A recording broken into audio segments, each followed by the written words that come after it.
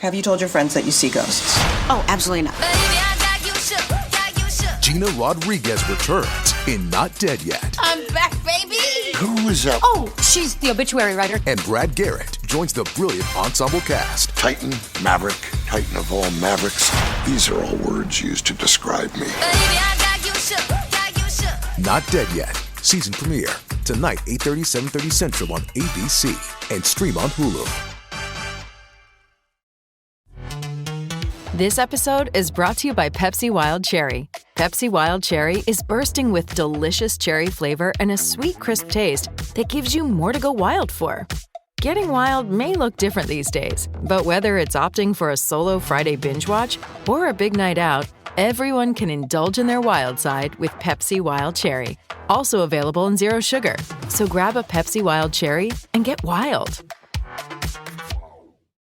Hey, it's Mistress Carrie, reporting for duty from MCHQ for episode 20 of the Mistress Carrie podcast. This episode of the podcast is sponsored by Latini Creative Solutions. They have over 20 years of experience in design, print, and marketing, specializing in creative solutions that capture your voice and deliver your message. So if you are trying to give your already established company a facelift, or in these times, if you're starting a new company and going out on your own, like me, they can help. From supporting and energizing your already established brand to developing your company's identity and marketing campaigns, Latini Creative Solutions provides design that is thoughtful, focused, and creatively executed. We are hard at work together right now, designing all kinds of awesome stuff for the upcoming Mistress Carrie online store. So if you think they can work for you, log on to latinicreative.com. This episode of the podcast is also sponsored by the Maine Hair Lounge. I have been asked for over a decade how I get my hair to look the way that it does. How do you keep the color the way it is? Why is it not falling out of your head because you dye it purple all the time? The answer is very simple. Linda at the Maine Hair Lounge. It doesn't matter what kind of look you're going for. It doesn't matter if you're a man or a woman. Do you need to get your hair done for a special occasion like a wedding or photos?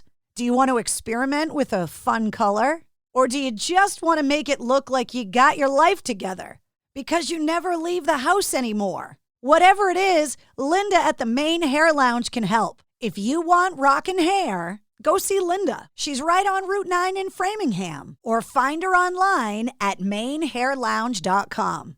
And that's M-A-N-E. Okay, before we get rolling with this week's episode, I want to send a little love to Noelle, Betty, Chris, and Tim. They are all the most recent recipients of the Mistress Carrie Backstage Pass. What is it, you ask? Well, if you log on to patreon.com/Mistress Carrie, you can find out. The Mistress Carrie Backstage Pass gives you access to all of the behind-the-scenes stuff. Find out what's going on first. Get exclusive updates, pictures, blog posts, polls. And when we launch MistressCarrie.com and launch the official online store, you'll get discount codes for discounted merchandise as well. We're building a whole crew. So if you want more Mistress Carrie in your life, then you need the Mistress Carrie Backstage Pass. And by the way, it makes for a great gift. So this holiday season, if you don't know what to get someone, especially if you don't think they need anything, they need more of me. So get them a Mistress Carrie Backstage Pass. Just log on to patreon.com/Mistress Carrie. Okay, it's episode 20 of the Mistress Carrie podcast. And over the first 19 episodes, I've reconnected you to a bunch of artists that I know you love. And we've also had great conversations with veterans, and we even caught up with some old AAF friends. But this episode is something a little different and something I've been promising you that I would do. One of the things I always took pride in when I was on the air at WAAF for over 22 years is introducing you to new artists that I think you are going to love. And that's what episode 20 is. Ayron Jones is an amazing guitar player, a singer, a songwriter, and performer. And he's climbing the rock radio charts right now. His music is a combination of so many different flavors that when you listen to it, you're like, oh, I love this. You can't help but love it. If you love old school blues or funk and Rage Against the Machine, If you love straight ahead traditional rock like the Black Crowes, if you like your rock with a little hip hop edge, or if you like your rock grungy from Seattle, Ayron Jones has all those things. We got introduced online, and I was told by everyone that works with him that when I met him, I would absolutely love him. And all of the people that said that were 100% accurate. He and I got along great, and we talked about a lot of stuff. Just like with every other episode of the Mistress Carrie podcast, in the description right now is a link to a playlist made for just this episode of the podcast. Of course, it features Ayron Jones's music, but it also features all the other music that we talk about in this episode. And I know after you hear this interview, you are going to start listening to his music and you are going to fall in love with him the way that I did. His new album comes out in early 2021. As a matter of fact, he's putting the finishing touches on it right now. I can't wait for you to get to know him. Allow me to introduce you to Ayron Jones.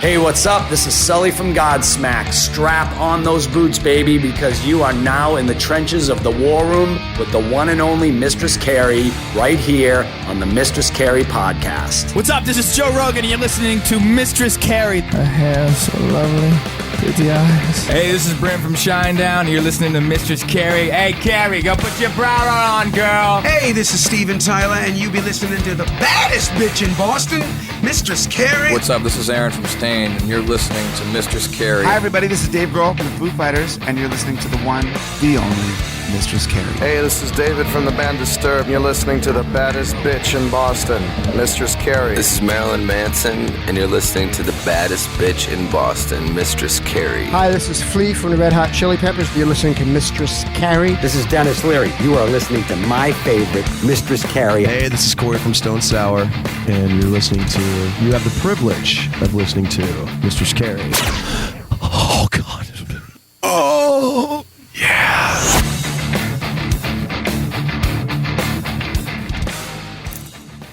Hello. Hi. Hi, welcome to Boston. Hey, thanks. Yeah, it's so nice to meet you. Nice to meet you too. I have heard so much about you, and I was so excited to be able to talk to you because I am loving your music. Oh, thank you. Thank you. We have a lot of mutual friends, and when I asked about you, they were like, oh, you should talk to him for the podcast. And I said, hell yeah, can you make that happen? For sure. That's cool, man. So thank you so much for doing it.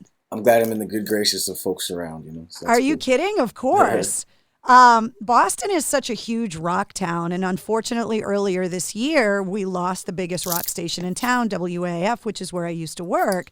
Yeah. And so part of this podcast is to keep this awesome New England rock scene together. And so we obviously are always talking to the artists that we know, but one of the things that my radio station always used to do was to be able to find amazing new artists like yourself and be able to say, hey guys, you need to check this shit out. And that's what I heard when I first heard your music, was something that I wanted everybody else to hear. Yeah. Well, that's awesome, man. Well, thank you. That's really cool. I love the fact that you are such a Seattle guy, because when you're from Boston, it's the first thing you tell everybody. Bostonians are just proud to be from their town, and they love everybody to know that's where they're from. And so the fact that you, have the song Boys from the Puget Sound, the fact that you film your videos in Seattle, that you are just so proud to be where you're from, I totally can connect with that. Oh, yeah. I mean, I think Seattle and Boston are similar in that way. Especially with Seattle, because, when you talk around town these days, it's like a lot of people talk about where they're from, and it's usually from out of town, LA, somewhere else, and they moved to Seattle, within the last 5 to 7 years or something like that, So you're hard pressed to find a lot of cats that are born and raised in Seattle, but we're still out there, we still congregate and find ways to get together. But it's very, wherever you go, if you're from born and raised in the town, it's like what you say, you're from Seattle proper. It's like, it's like you bleed it. It's part of your identity. I don't understand people that don't have this soul connection to where they're from. Yeah, me either. I don't really get it. You were born and raised there. Is that where your family's always been? Yeah. Well, my family. I'm second generation Seattle, and then my mom's mom was born in Oklahoma. So originally, my family kind of migrated from Oklahoma 2 or 3 generations back, and then I've been in Seattle the whole time. But yeah, that's where I'm born and raised. It's my town. I'm fascinated by your story because I am not a person that has musical ability. And I tried marching band in high school. I've tried, but I've spent my entire career in the music business. I can't play it, but I know when it's good when I hear it. Mm-hmm. Well, thank you. Yeah, cool. And for me, I am so curious how someone like you, where this gift comes from, and if you could explain to me how it is that you taught yourself. I'm fascinated by the fact that you taught yourself how to play guitar because you're such an amazing guitar player. Yeah, and so I want you to explain to me how that worked as a kid. When did you realize you could do this and how you go about teaching yourself how to play guitar? Well, I was born and raised in Seattle, and I went to church every Sunday. My auntie was the one who raised me. And she's about 2 generations up from me, so she definitely had a bit of a grandma kind of energy to her, And every Sunday we went to church, and so I was already surrounded by music then, but I just always had this really knack for picking things up, Originally I started out with the drums. I was super into the drums, and you go to gospel church, what I'm trying to say, like a Episcopal Baptist church or whatever. It's the drummer back there just losing his mind. He's always like the coolest guy in the band, But yeah, so I started out with drums, and then, in middle school, I wanted to just play music no matter what it was, and I didn't have an instrument at the time. So for me, I started playing the violin originally, which I was never good at. I was terrible at it. I felt bad for people who had to be around me in that time. It does sound like a dying cat if you play the violin poorly. It sounds so bad. You can't. It's one of those things you can't play badly. If you play badly, it just doesn't work out. So yeah, I played the violin in middle school up until for about 2 years, and then when I was 13, I picked up the guitar, and I kind of just went with it, and that was my obsession after that, and I've been kind of stuck to it since then. I couldn't really explain to you where it comes from or why it made sense to me, but it's just one of those things that kind of always has, and it's always been like a Pandora's box to me, Every time, as soon as I opened it up, there's so many more things to learn on top of things to learn, So I don't know. That's kind of where it comes from, and then just this ability that I have to. I think my real talent is my ability to recognize formulas and patterns and things, kind of unconsciously, and kind of figuring out how things fit together in the pieces and how they work, So yeah, I don't know. Music has always just been a natural gift for me. I never really thought too hard about it. It was just one of those things that for me I could do it, and as I got older, people really started taking notice and realizing that it was more than just like some kid messing around. Like I had an actual gift to go do something, and then in 2011 I went to go tour with Janelle Monáe and Wonderland and work with a group called Deep Cotton out of Atlanta, and that kind of changed everything. I mean, she inspired me to want to be an artist. Like before I'd been a musician and kind of played around the bars and the clubs, but after working with Janelle and around her crew, that's when I wanted to be a full-on artist. So I came home to Seattle for another 10 years and grinded, and now I'm here. She seems like someone that can do everything, that her career is so well-rounded, and there really isn't any. I joke all the time that, musicians always want to be actors and musicians always want to be athletes. They're always envious of each other's talents, and she just seems like somebody that if she decides to do it, she can just do it. Oh yeah, I think that was kind of what the most inspirational part about it was like, you kind of, when I went down there, we all stayed in this big house, which was the label, and they all have rooms in this house, and I got to stay there, and I in doing that, like I just got to see her work, and just watching her work, and then kind of seeing her abilities and talents, and just the way that she kind of, everyone recognized that she was the boss, you know what I mean, and not in this way that was like they were intimidated by her or that they thought negative things about her, but I think everybody knew that they were on her shoulders, and because of that, it was like she had such these big leadership qualities. I think that translated into being able to go and do other things, like become a great actress and and top the Billboard charts and win Grammys and do other things she's done. I mean, she just had that soul and that spirit, and she was just fun and an interesting person on top of that too. And as a woman, I have so much respect for her that she has created this world around her where, like you're saying, everyone, without her having to be an intimidating presence, there's a respect level there where everybody understands she's the boss. Absolutely. Hell yeah for the girl power. I love that. 100%. Yeah. Are you good at math, and can you speak other languages? They say that's the same part of the brain as musical ability. I'm not. I don't know. So I think I'm good at calculating math. I didn't graduate from high school because all I did was play guitar in the hallways. Go figure, Yeah, hey. But yeah, no, I was pretty good at math. I didn't have my ADD didn't give me the concentration to sit through a whole class and do homework and stuff. But I was pretty good at calculating math. I can work pretty fast in my head. I'm really good at chess, and.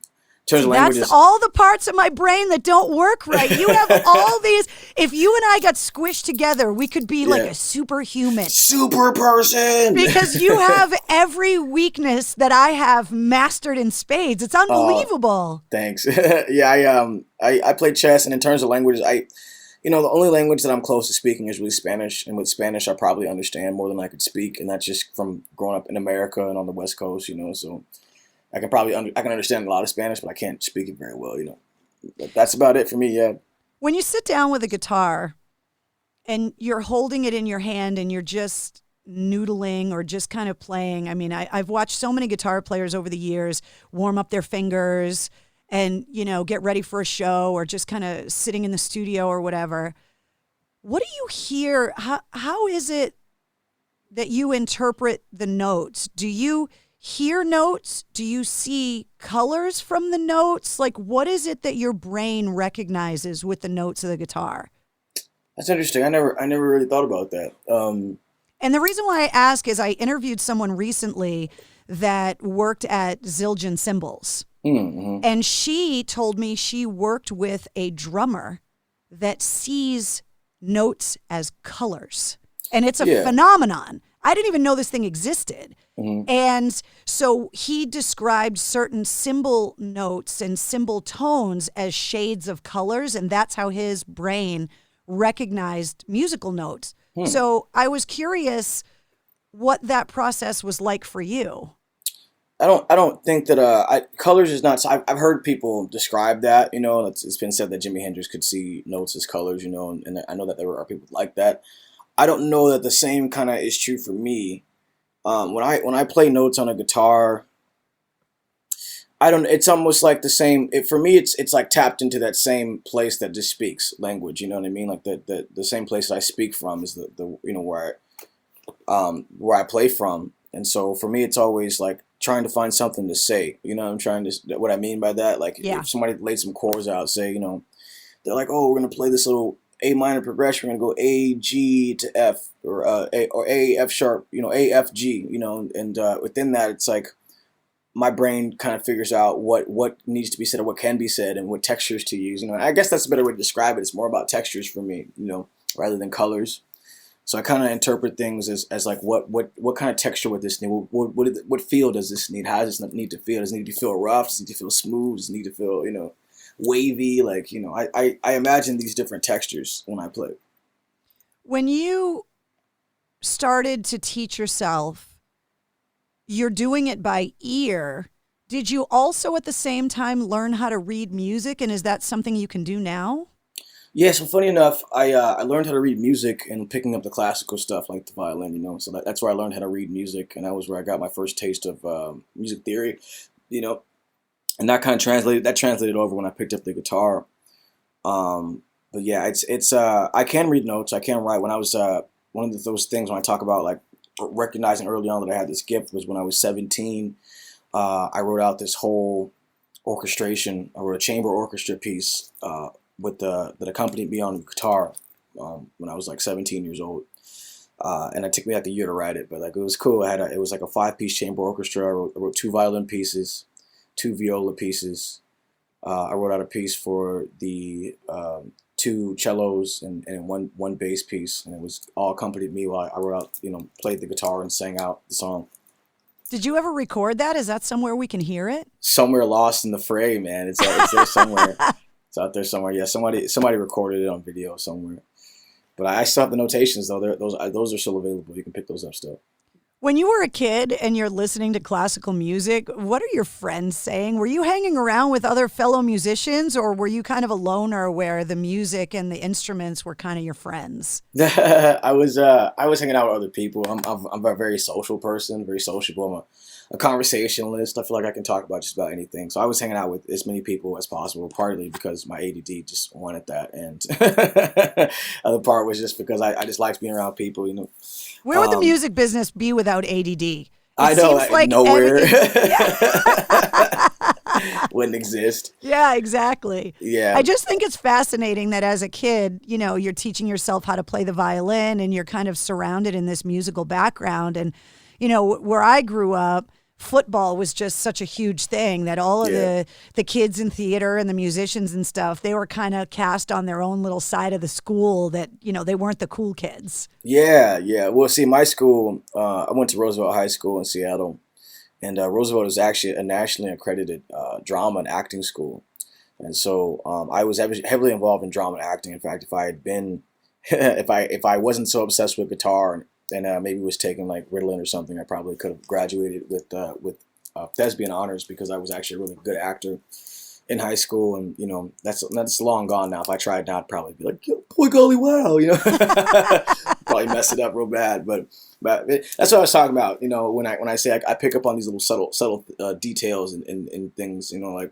I became a good actor in high school because when I was a kid, I was around people that would watch soap operas, and I would really like take note of how things were delivered, and like how acting wasn't really acting, how acting was just really almost like being normal, but you're saying these words to somebody else. So, but yeah, the school I went to was a thespian school, and so the jocks and the athletes and the cheerleaders and stuff actually were heavily involved in drama.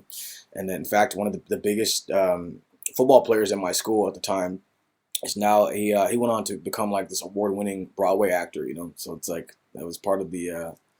It's part of the whole thing at my school, which is weird. And you talk to most people and they say the same thing. They say, yeah, actors and the drama geeks and the orchestra kids were all nerds, but in my school it was kind of cool to be in drama and stuff. In terms of orchestra, though, orchestra was a little nerdy. I'll say that.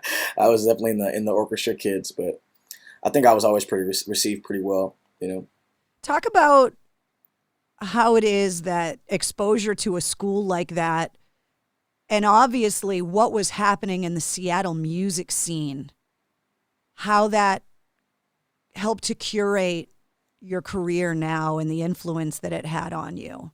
I think it was huge. The influence was huge. Just growing up around grunge. I mean, you wouldn't put a kid in an environment like that was like a salsa environment. So you drop some kid he was raised in an environment where all they did was salsa, and then that kid grows up to become a plumber or something. No, he would grow up to do like salsa. You know what I mean? Right.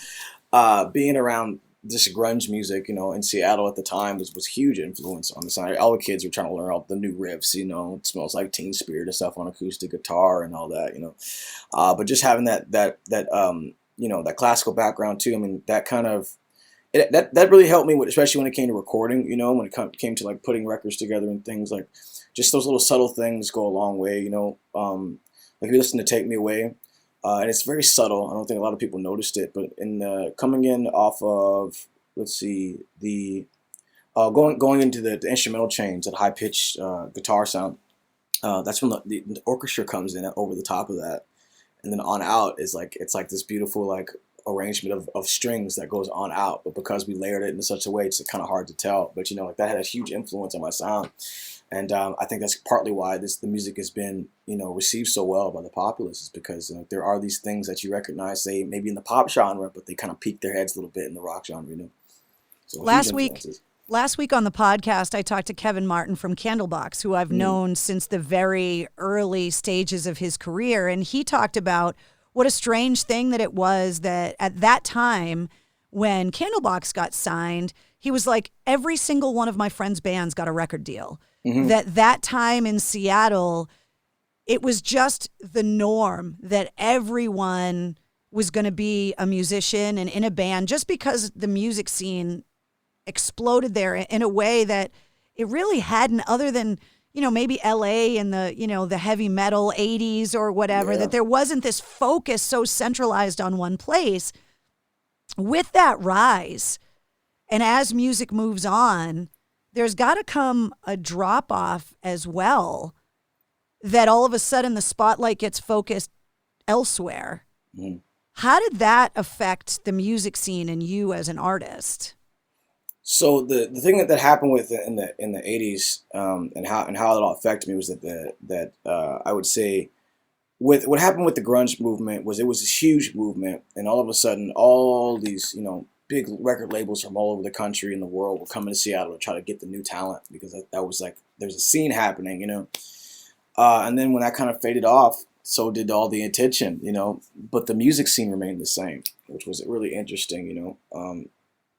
It just made it harder for Seattle kids to get out, So I know a ton of musicians and a ton of artists in Seattle that probably deserve a record deal, but like they wouldn't know the first thing about going about getting one, because the industry in Seattle is no longer what it is, So for me, that grind, I mean, just kind of having been involved in those waves of that, it what it did in Seattle is it made me better at what I do. You know what I'm saying? Like it made me like I always say that Seattle is the place that you go to get really good at what you do, but it isn't always the place that you break from. You know what I mean? And so even though like technically I'm like my whole image and everything's coming from Seattle, I had to go to New York, to go get picked up. And I'm in Nashville right now. Like my label's out of Nashville, and my agent's out of the UK, So like Seattle just doesn't really have that infrastructure that it could have. And that was like the hardest part, I think, for Seattle, was that when the grunge movement happened, there was big opportunity for Seattle to become this really big music business town.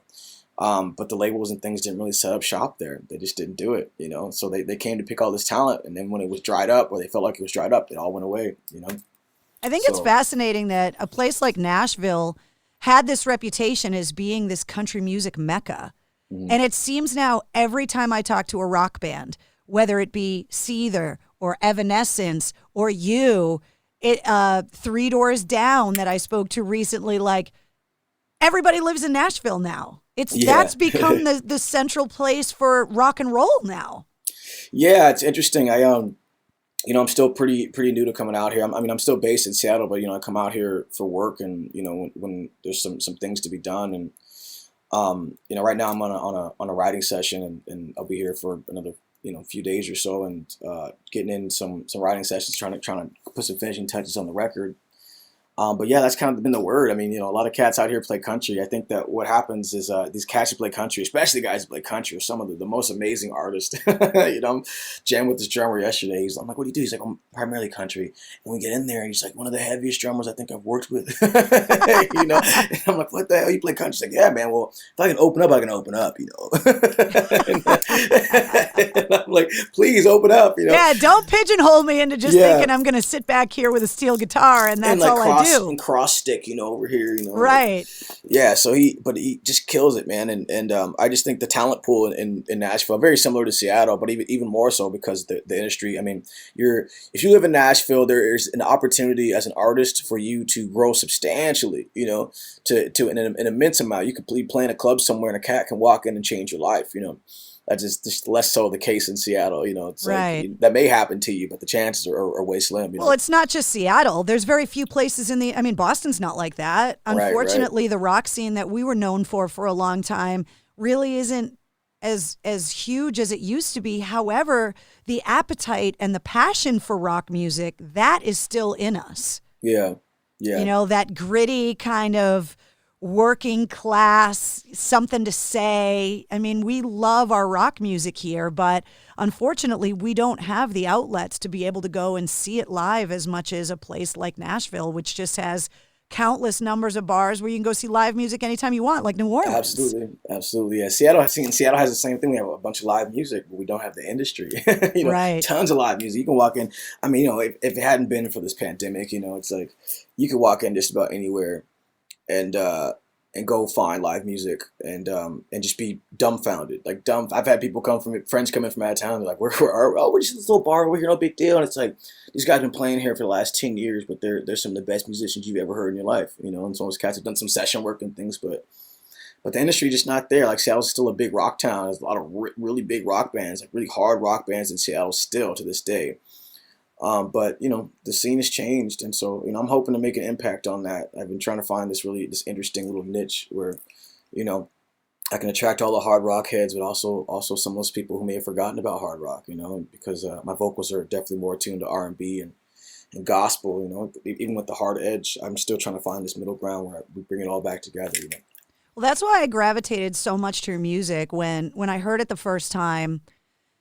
There always seems to be waves and trends in music. I mean, you talk about, you know, the heavy metal of the mid to late 80s, or you talk about grunge in the 90s, and there's that sameness of sound. And as rock and roll moves forward in the public eye, it's lost a lot of favor. I mean, they don't even give out the rock awards and the Grammys on TV anymore. You know? I know, right. But when I heard you, it was like you're eating something and you're trying to place the spices. You're trying to figure out what is that? Did you put a little of that in there? And that's kind of what it was for me.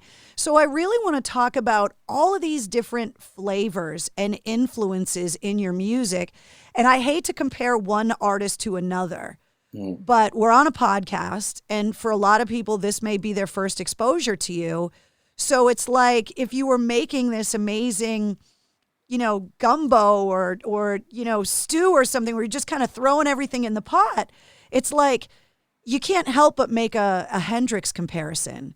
Oh, yeah, for sure. You can't help but feel a little Tom Morello and Rage Against the Machine groove in there. You can't help but find the soul of Gary Clark Jr. I mean, are all of those comparisons okay with you? And do you feel that way? Are you comfortable with that? They're deliberate, you know. With the case of Gary Clark, I mean, with the exception of Gary Clark, I think me and Gary Clark we came from the same vein, you know. It's like him and I think were probably influenced by a lot of the same artists, you know. And so I think that's where that comparison comes from. But yeah, that was deliberate. I mean, I just, you know, that was in my brain. I'm going, you know, for me to try to reinvent the wheel, like what's that going to do for me? You know what I mean? Like what am I going to try to do to recreate some new brand of rock? Nothing's ever new. Nothing in our universe is new. You know, everything's always it's the same material kind of rebranded and restructured to something different. You tear it down and rebuild it to something new. So yeah, I mean, you know, when I go into the guitar solo, you know, and I'm thinking about the kind of guitar solo I need for this song, I'm thinking, you know, people really haven't heard this approach to Tom Morello's sound, you know, and I'm thinking to myself, like, you know, this would be cool to put here. That's definitely a lick that we call Jimi Hendrix. You know, we're going to stack these guitars here because that's going to remind you of Audio Slave. This bass groove is going to remind you of Dr. Dre. You know, I'm going to use these Michael Jackson vocals because people just love Michael Jackson. You know, like I'm doing all these things. I'm thinking about all these things at one time. These are all influences, people I love and I grew up listening to. But I'm trying to connect with people in a way I think that rock and roll hasn't been able to do in a long time. And to do that, it wouldn't make sense to go and try to be brand new. You do that by grabbing the stuff that people just loved in the beginning. And if something, you know, it's an old saying, if something works, why fix it? You know, so I definitely gravitated towards those people, and we're trying to deliberately display my influences in my music because I know that people connect with those people. You know what I mean? And in turn, I was hoping that they would connect with me. You know, so. Well, it worked for me because I couldn't be further away from your hometown if I tried. Yeah. And a lot of the conversations we have here on the podcast, obviously, we're not operating in a vacuum, right? Mm-hmm. We're in an incredibly tumultuous political time. We're all more isolated than ever because of COVID. And a theme that keeps coming up with all of the musicians I talk to is about personal connection and about bridging gaps. And so if you're using your music, which I believe is a huge uniter, you know, it's like I look at rock concerts in that same kind of way or just concerts in general, in that same way that you talk about going to church on Sunday, where it's like everyone is together, everyone is experiencing the music in a very similar way, and that it kind of feeds your soul, that it gives you this life of enjoyment, and that everybody in that concert hall can be from completely different backgrounds, but they're all taking in that music in the same way in the audience. And I think we need that now more than ever. Absolutely. Yeah, I think the same thing. I think rock and roll is always has this habit of showing up when people need it most. It's like the superhero of the music industry.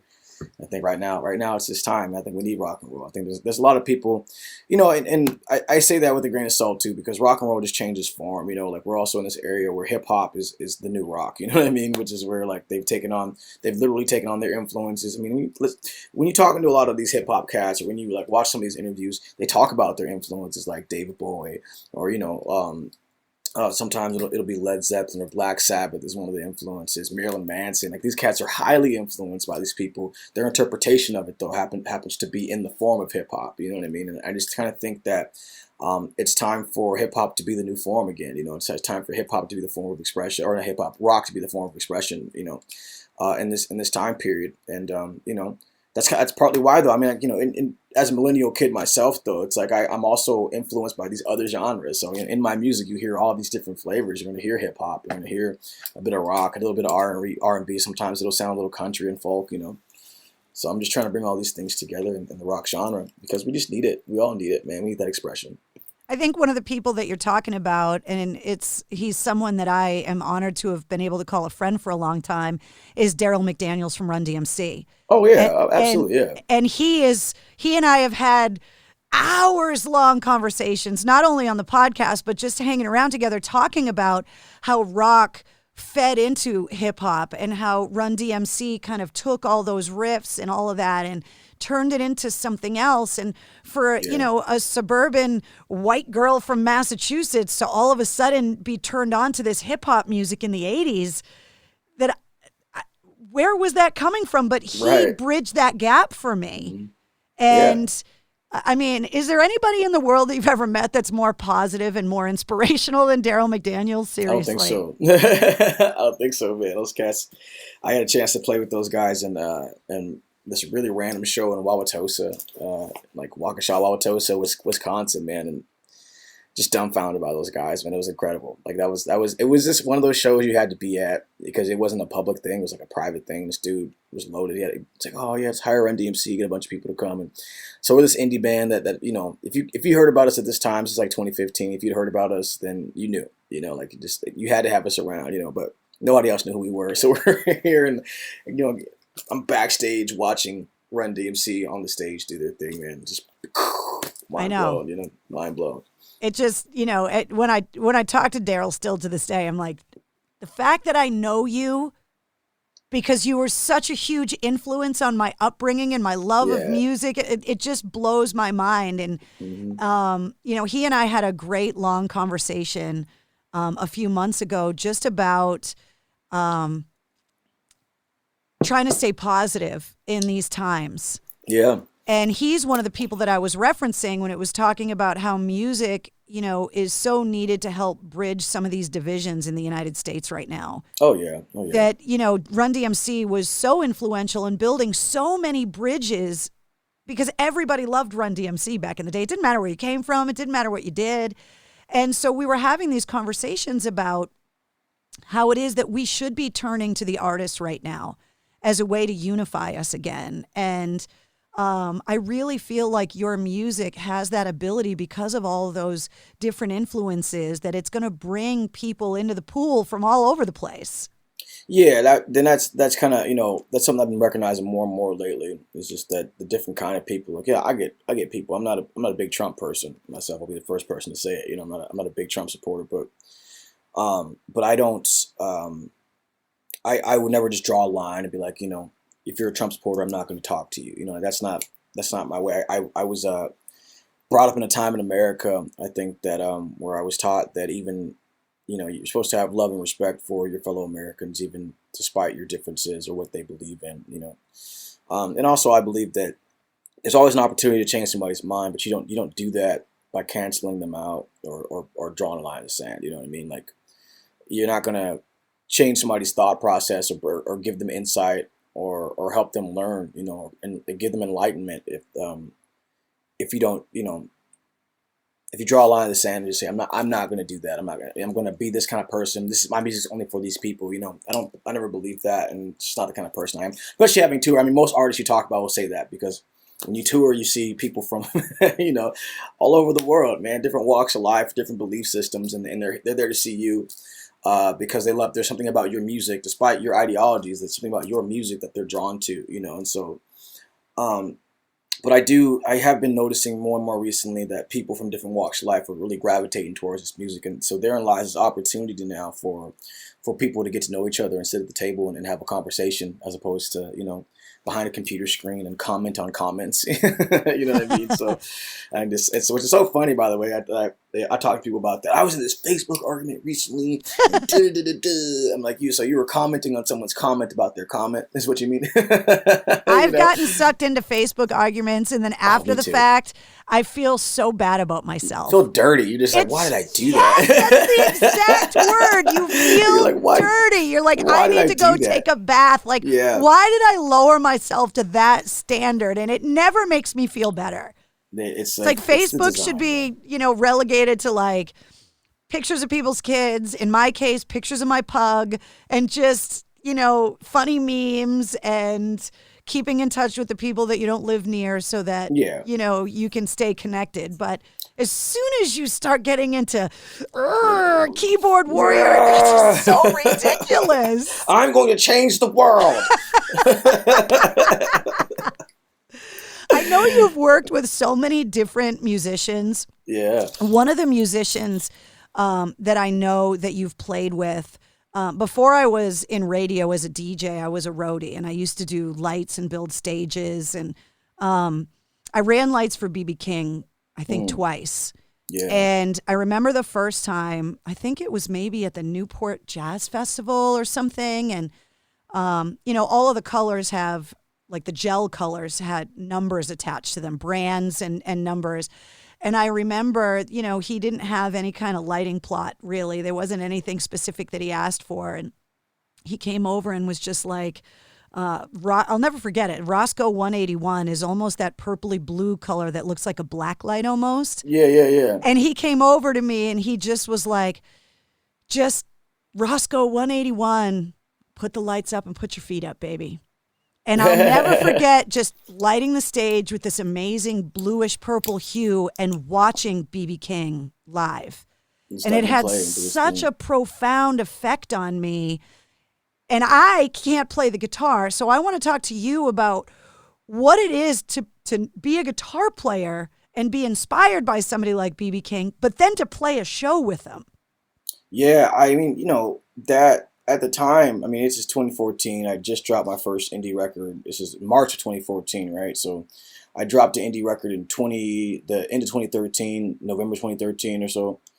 And so, it's all brand new. Like, it's an indie record, mind you, right? So this isn't like I wasn't just like signed to a big label and all of a sudden I'm on the radio and stuff, It's just like I put it out and the region kind of blew up about it, and I got some newspapers and stuff and got some looks in some magazines and things, but that's about it. So I didn't know what to expect, and all of a sudden March comes around and like, oh yeah, we got you opening for B.B. King, Did your brain just explode? I was like, boo, that was crazy. Yeah, it did, for more or less. And I was like, that's crazy. It was nuts. And I remember just being really excited about that show, a little nervous about it, but really excited about it. And all of a sudden, when people get wind that you're opening for B.B. King, especially in my hometown, they're hitting you up. You're in Seattle Magazine, you're in the Seattle Times, and everybody wants to know who you are, what you're about, and all this, all this stuff. And but yeah, to get to share the stage with them, it was bittersweet because this was the second to last show I think that he played, because I think he went to Portland, and that was the last show he did. It was bittersweet because you could tell. I mean, he was very old, and you could tell he was looking a little bit frail. He came out in a wheelchair. He couldn't really stand up anymore. And yeah, but he still did his thing. He got up there, and every now and again you see these little flashes of greatness, but for the most part, I think people were just happy to be there and see B.B. King, before they couldn't see him. Yeah. But the part I remember the most was getting to talk to him after the show and how humble he still was to that point in his career, and this legend, this he's a god in the music industry. And it's almost like he didn't even recognize his own god status. It just didn't even affect him. It felt like he was like a walking almost famous, He's a walking almost famous, and so yeah, just like he just didn't. I mean, I don't think he really ever got to his head. I mean, I've seen interviews and things where he talks about he says his one weakness was women, you know, which is like, it's rock and roll. You know, I get it, but I can't even list the number of men that have that same weakness. oh God, it's rock and roll, man. It's like, especially when you come from a background, you know, where you haven't, like I have a very similar background where it's like, you know, you're abandoned, you didn't have that motherly love in your life, and all of a sudden people want to give you attention and love on you, even just if it's for something very superficial, like what they think of you, you know? And so I can to a point relate to some of that, you know, but you know, he just was such a humble and just a nice person. I felt like I was talking to my grandpa, you know, and it was so sweet and so nice. And, you know, I'll never forget that moment, man. And then, you know, I was bummed out a few days after that. Like, it was not too long after that, maybe a few months. And then he passed away after that, you know. So I ended up being one of the last artists to open for B.B. King, which was always going to be pretty special to my heart. Yeah, that's unbelievable. But I take that with me, you know. And when it comes to more modern artists, especially where you come from, it's got to be huge. I mean, the artists that are famous for being up in Seattle, when you talk about people like Duff McKagan from Guns N' Roses, or you're talking about the Pearl Jam guys or the Soundgarden guys, I mean, these are people that me and obviously anybody listening to this podcast, like, these are rock gods. These are the legitimate, pure definition of rock star. And you have become part of that very close-knit kind of Seattle rock community, which has got to be incredibly helpful since there isn't a lot of industry there.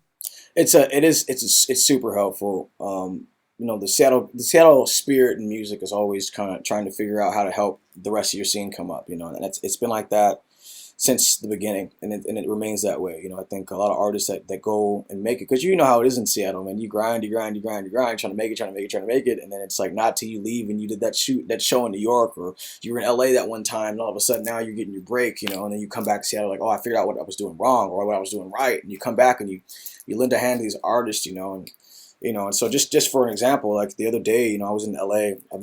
So I'm on this big writing trip. I was in LA for a week last week, and I'm here till next Tuesday in Nashville. But you know, as I'm writing with this stuff, I'm kind of like sending some of that stuff over to Duff to listen to, you know, just to give me some of his feedback. And he's just, you know, and you know, and he's always telling me his honest opinion, and he's always like, you know, taking on like this big brother status almost, you know what I mean? And so those guys are always just readily available. Mix-a-Lot, I still talk to him to this day, you know, about I got to talk to you about Sir Mix-a-Lot. Yeah, that's a fun one. It's just. But keep going. Go ahead. Yeah. But either way, I was just going to say that, you know, just those guys just being available and just to be in the circle of guys now. And I'm always tripping. I'm always going home to my wife and freaking out. I'm always like, yeah, I was just hanging out with Duff McKagan and Sean Kinney. We were just doing some stuff, whatever, you know? Yeah, no big deal. No big deal. Hold on. Let me drop this anvil-sized name I'm about to throw out the window. Boom. My wife doesn't know any of this stuff, though. She's like, oh, that's cool, honey. You know, that's nice. You know. Okay. Hold on a second. I'm about to take you on a tangent for a second, but I'm going to come back to Sir Mix-a-Lot. So I just got married about 5 weeks ago. Congratulations. Thank you very much. Yeah. And he got me a black engagement ring, and my wedding ring has skulls on it. Man. So he knows his wife, right? That's so cool, man. My husband has absolutely nothing to do with music and the entertainment world. And it sounds like your wife doesn't either. And it sounds like you and I have very similar experiences when you're talking about my husband, his musical knowledge of rock and roll begins and ends with AC/DC. Yep. I took him to see Metallica at the sold out stadium here in Massachusetts where the Patriots play. Yeah. And I took him backstage because I had to interview James Hetfield, and he was in the room. And when James Hetfield walked in, he didn't know who he was. And then I had to go introduce Metallica on stage in front of 68,000 people at the football stadium. And he was like, you're going out there right now? Like, do you know what you're going to say? I'm like, I don't know. Well, I'll figure it out. It's kind of my job. This is what I do. So when he and I talk about music and the entertainment business, he just can't relate. And do you think that you were attracted to her because she wasn't involved with the business? Because I feel like there was a part of me that was so refreshed by the fact that my husband didn't want to constantly talk to me about music, having been in the music business for almost 30 years. Yeah, I could turn it off. You know, I could turn it off. And it's like, especially now, like the more popular I'm getting, the harder it is to like meet people and just have normal conversations. You know, Right. it's like even here, you know, I'm in Nashville. I mean, obviously COVID's going on, but you can still kind of get out and around and kind of mingle a little bit. You know.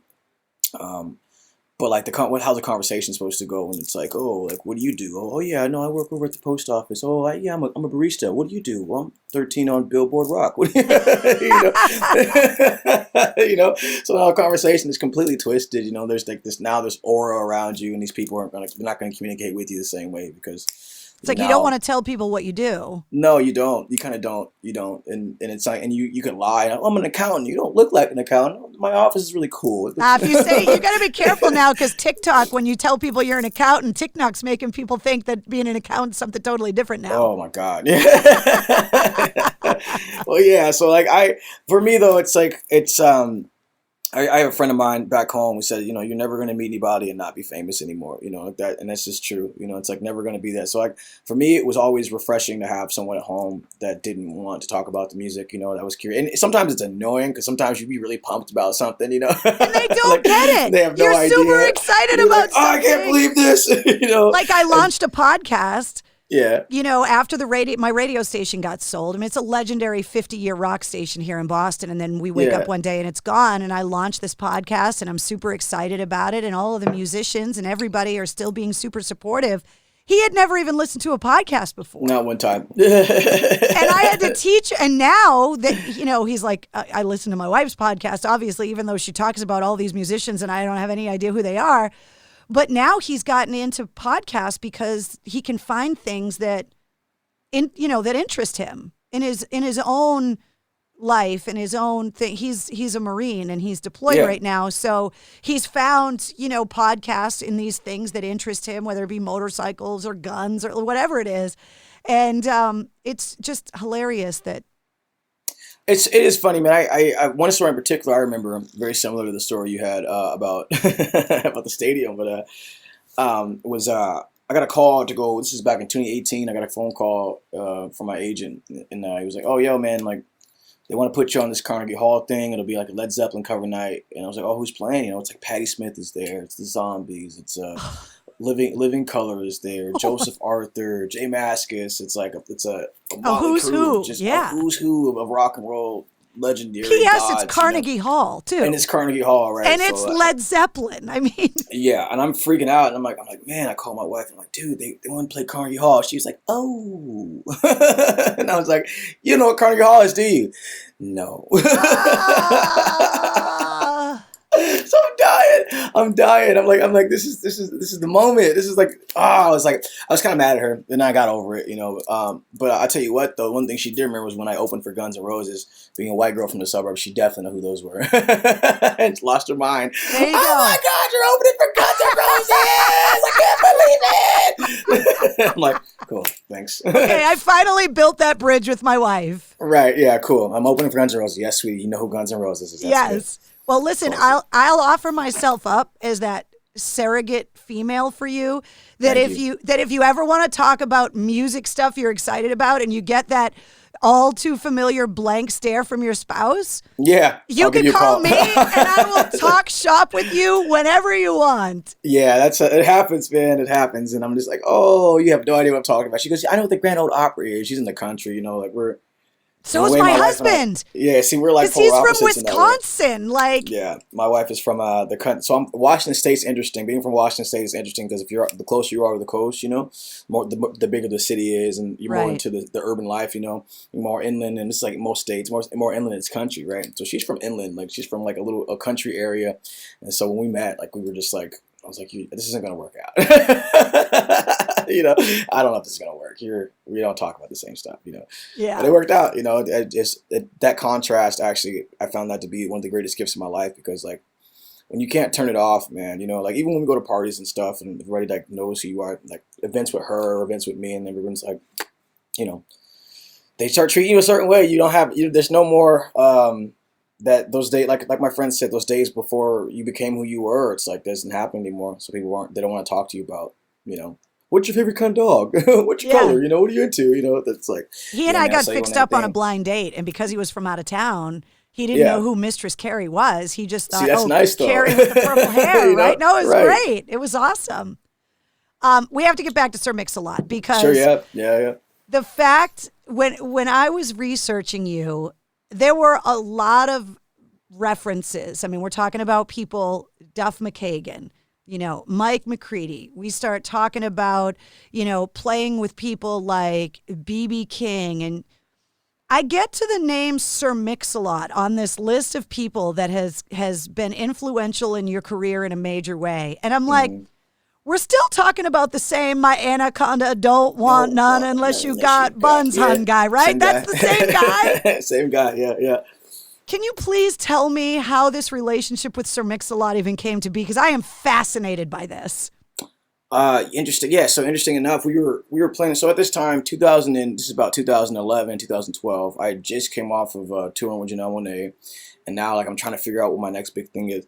And so I entered this Hard Rock Rising competition. It's like a hard rock battle, national, worldwide battle of the bands. Basically it's just it's a popularity contest for indie bands to get a chance to go play somewhere. Yeah, but anything you can do to help shine a spotlight on you, especially as a rock artist, you got to do it. Absolutely, and we did it. And at the time, we're still at this point. I'm still I'm thinking I'm a blues artist at this point. I'm not realizing that this whole time I've been turning my amp up to a million. Everything's distorted. I'm like, I play blues. Everybody's like, it's too loud for blues.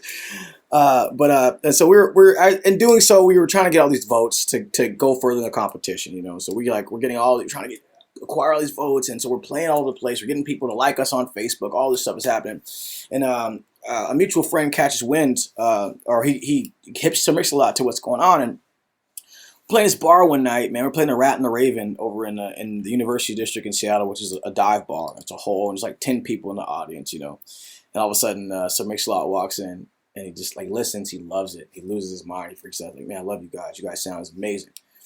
He said, I want to produce your first record, man. And so we ended up producing my first record. We spent the rest of 2012 and most of 2013 finishing the record up. And then we dropped it. And by November 2013, we dropped the record. But that, to this day, was the most influential thing anybody could have done for me. Because it taught me, it got me, first of all, it was my first introduction into being a recording artist. There's different phases of being a musician. You can be a musician.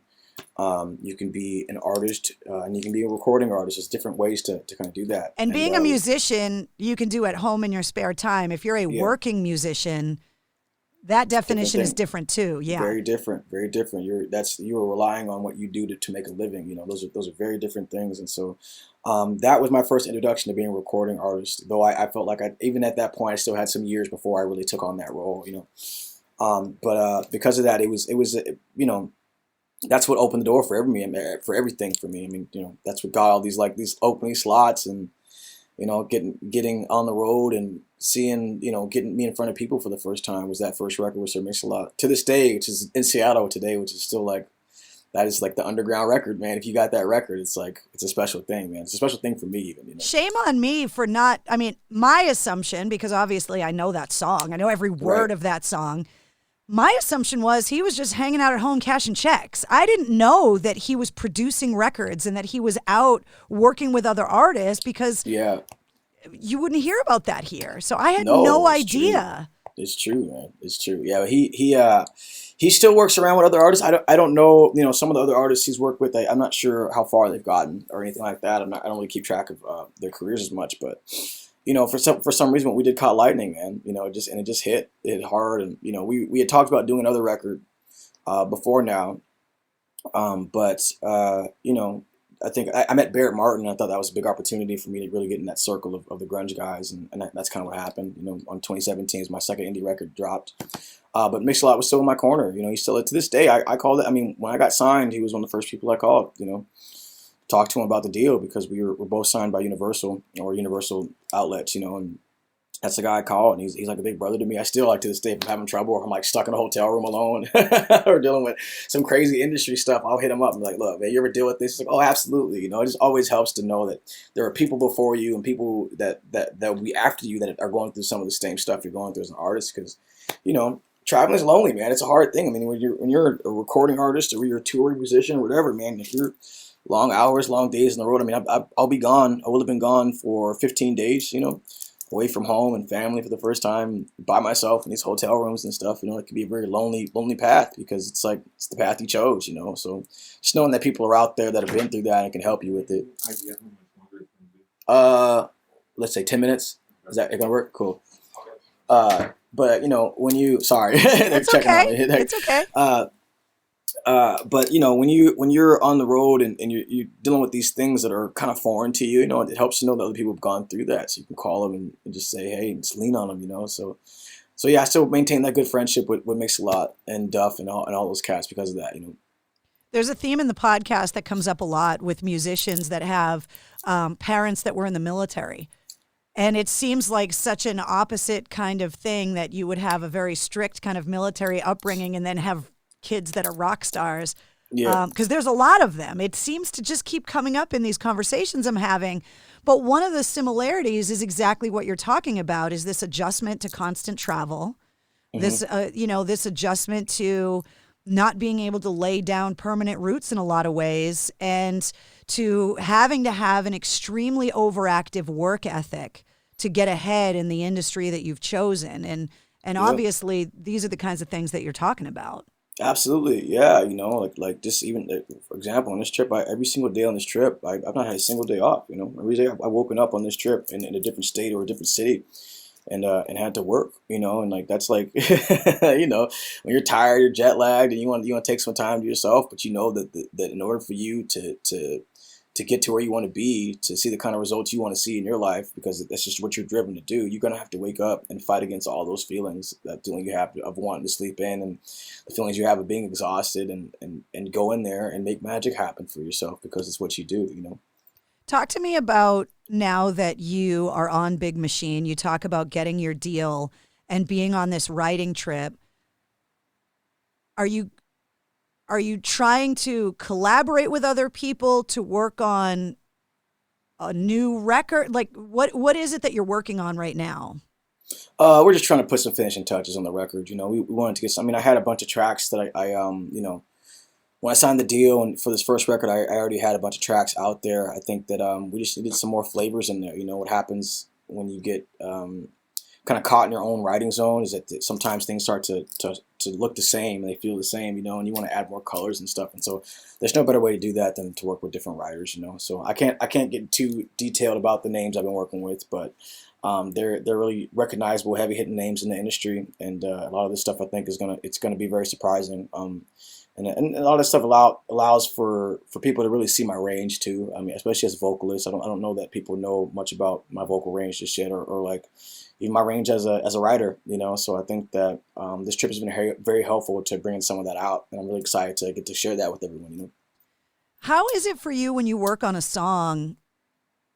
I attribute it to almost being like a baby. Obviously you can hear in your music, you're putting a lot of personal journey, a lot of pain, a lot of just your soul into this music that you're writing. How is it to have a stranger make suggestions and critique that? And how do you not take changes personally? Oh, it's all collaborative effort. You know what I mean? I've not met a single person that wants to that has suggested making a change, that was forcefully doing so. And if you are, if you're privy to writing, if you're a person that has spent a lot of time writing and studying what it means to be a writer, a lot of the language you speak is going to be a lot of the same stuff. And so the suggestions that are being made typically aren't like, oh, I don't like that because it sounds this way. It's like, do we think this works here? Because it doesn't. I don't know that the song wants to go there. These songs have a life of their own, and you can feel. Just like when you listen to the radio, you can feel when those changes are coming. You know what I mean? And if you can't, this because the song is set up that way, the song feels like it wants to go there. And if it doesn't, this is how you confuse the listeners when you go against the grain of the song. So I've yet to find anyone that is super critical of anything that I want to do or put out. It's all been good time so far. So. It's a collaborative effort too. It's like these are co-writes, you know what I mean? So when you're sitting with people, you're together trying to create something that everyone's going to really enjoy, So I don't think, you're just trying to put these ideas in the pot. None of it's permanent, and if you don't like it, you cut it, and that's just kind of it. You keep it simple, keep it moving. have some good conversations, smoke a J. You know. You know. I know that obviously touring is difficult with COVID, and it's incredibly frustrating for anyone in the music business because it's the first part of the economy that got shut down, and it's going to be the last one to get reopened. How are you working out the timeline of releasing the record, and has that been affected by the shutdown? When is the record coming out? Do you know yet? We're hoping. I mean, you know, the label and I were talking, and I think we're hoping to try to get it out in the first part of 2021. Kind of depends on I think the progress of obviously the virus, but the vaccine, and then how things start to phase up again. You know, when they open back up. So, you know, we're hoping 2021 early on, but we'll just have to see. You know, it's hard to say right now. Are you going to do any streaming live shows or anywhere that people can watch you between now and then? It's nothing is very planned right now. You know, I'm not to say that that's not going to happen, but as of right now, there's nothing quite on the table yet. You know, and so hopefully we'll get some idea of what that's going to look like when we can figure out when the record comes out. And when we do, like, you know, we'll be doing it for. Hopefully, it's going to be for a good cause. I think a lot of people need that right now. You know? Yeah. So yeah. Well, I cannot thank you enough for the generosity of your time, and of course, yeah. My friends at the label that you know helped to make this connection happen told me that I would fall in love with you. They told me that I would love the music, and they told me that when you and I talked that I would be completely gravitated to you as a person, and they were absolutely right. Oh, thank you. That's you are just so open and just. You know, you're everything I hoped that you would be. And listening to the music, I knew I loved your art. I can't wait to hear the rest of the record because what I've heard so far, I love. Well, thank you. Thank you so much. What I do with every podcast episode is I make a corresponding playlist. And so all of the music that we talk about, so everybody from Janelle Monáe to B.B. King to Sir Mix-a-Lot to Guns N' Roses, it's all going in the playlist along with your stuff. Is there anything else that you think I should throw in your playlist to go along with the episode? So there's one song I would say, Black Flowers from the group Fishbone would be a great song. Ooh, okay. I would you talk say, about Living Color too, which we kind of attribute them as a Boston band up here, you know? And you can't not have Cult of Personality if you're doing Living Color, right? Like that's the hit, man. I mean, one of my favorite vocalists of all time. Corey Glover's voice, it's so good. Corey's so cool too, man. Those guys are all, I mean, I've hung with those guys multiple times. I got to hang out with Corey and Living Color the first time in Seattle.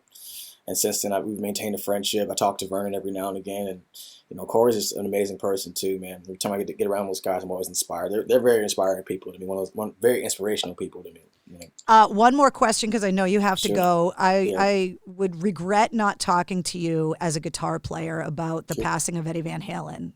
Oh man, yeah. And what that means to guitar players everywhere, regardless of the style of play that you have.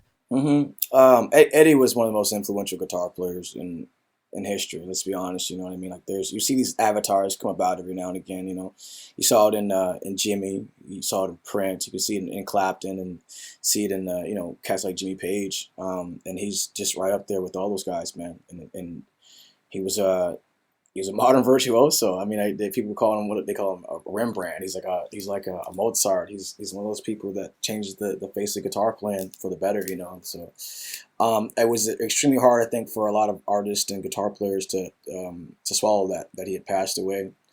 But I think there's also a little bit of bittersweetness there, you know, in that there's now an opportunity for the spotlight to be shed on the up and comers too, you know. So while I mourn the passing of one of the great guitar players and one of the great avatars to walk the planet when it comes to music, I also celebrate the future and what that looks like for the rock music industry and guitar as well. So, you know. Well, it's part of his legacy that he inspired so many people with his music. Absolutely, and I'm one of them. You know what I mean? So definitely, Eddie is going to be greatly missed, you know, and but never forgotten. So. Well, I just think you are amazing. I love your music. Thank you, yeah. I cannot wait to hear the record. And please, can we talk again when the record comes out? Because I'm going to have absolutely. all kinds of nerdy music questions, and I'm sure by then you're going to have all kinds of other exciting stuff that your wife's just not going to care about, and I will listen to it for you. She's just going to be, that's cool, honey.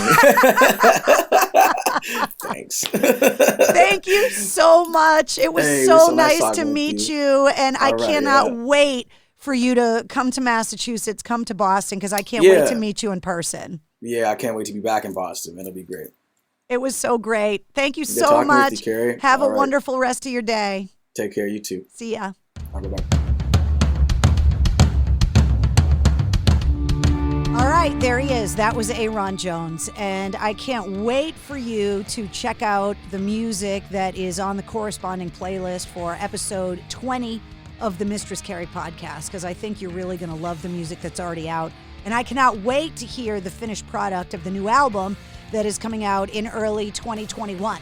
Special thanks to Latini Creative Solutions at latinicreative.com and the Maine Hair Lounge at mainhairlounge.com for sponsoring this week's episode. If you liked what you heard, don't forget to click subscribe so you don't miss anything with the Mistress Carrie podcast, including Monday through Friday. The Sit Rep, all your headlines in music, entertainment, and industry news in less than 5 minutes every day, so you can keep up with everything that's going on without having to do all the research yourself, because I take care of it for you. Thanks to everybody that's had me make Cameo videos for them. Go to cameo.com/Mistress Carrie. If you got a special event you want me to make a custom video for, they make a great gift, and we can celebrate anything from an anniversary or a birthday, a retirement, gender reveal, whatever. And of course, the Mistress Carrie Backstage Pass, which is available on Patreon. And I'll see you Tuesday night at 8:30 for Cocktails in the War Room. To celebrate joining Pantheon Podcasts, Rock Camp, the podcast, the official podcast of Rock and Roll Fantasy Camp, is giving away a guitar signed by Mike Portnoy of Dream Theater, Marty Friedman, formerly of Megadeth, and legendary shredder Zakk Wylde, plus our rockstar counselors like Vinny Appice, Monty Pittman, and more. To enter to win, simply follow, rate, and review our podcast on your preferred platform, and that's all you have to do. For more information, go to rockcamp.com/podcast.